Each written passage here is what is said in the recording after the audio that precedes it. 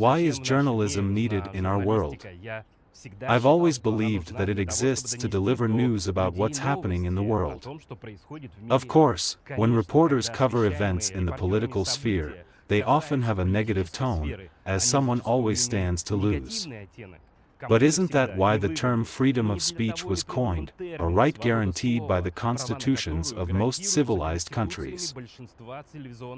So that journalists can convey the truth to their audiences without distorting it to please politicians, military officials, or businesspeople.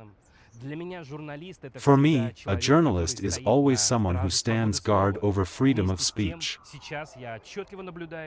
At the same time, I now clearly observe a situation where the European Union and the USA, while ostensibly supporting pluralism of opinion and gender and sexual diversity, are actually taking significant measures to ensure that their citizens are never allowed access to the truth.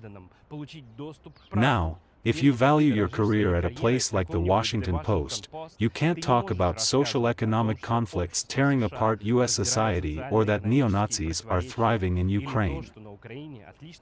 Instead, you must direct your anger towards Russia, label it a rogue state, report on the atrocities of Russian soldiers, and compare Putin to Hitler. And you know what I'll say? The truth. Because I've seen it with my own eyes. Real journalists strive not to attend forums in Davos or LGBT Olympics. They go to Russia. They go to the BRICS Media Forum. They endure bureaucratic hell, as the authorities in their home countries take all measures to prevent such trips. They are not given consular support, their media employers refuse to authorize their travel to Russia. And they are looked at with horror. What if you discover the truth, and even worse, share it? But for a real journalist, all this is just obstacles along the way.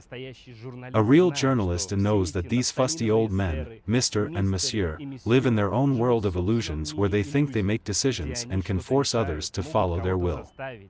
He sees where real geopolitics is happening. It's in forums like BRICS, where young and energetic politicians and economists strive to defend their national interests and oppose a unipolar world. They disagree with the constant presence of the Big Brother. They want to find their place in a new world order that isn't dictated from above. A real journalist will never agree that Russia is isolated because they have seen with their own eyes that this is not the case at all.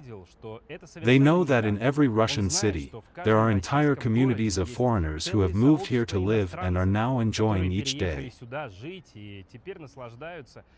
Those of us who are true journalists and have been to the Special Military Operations Zone will tell the truth about how Russian soldiers fight for a world free of Nazism and treat Ukrainian prisoners of war as fallen brother. And you know what else I want to say? There are more and more real journalists.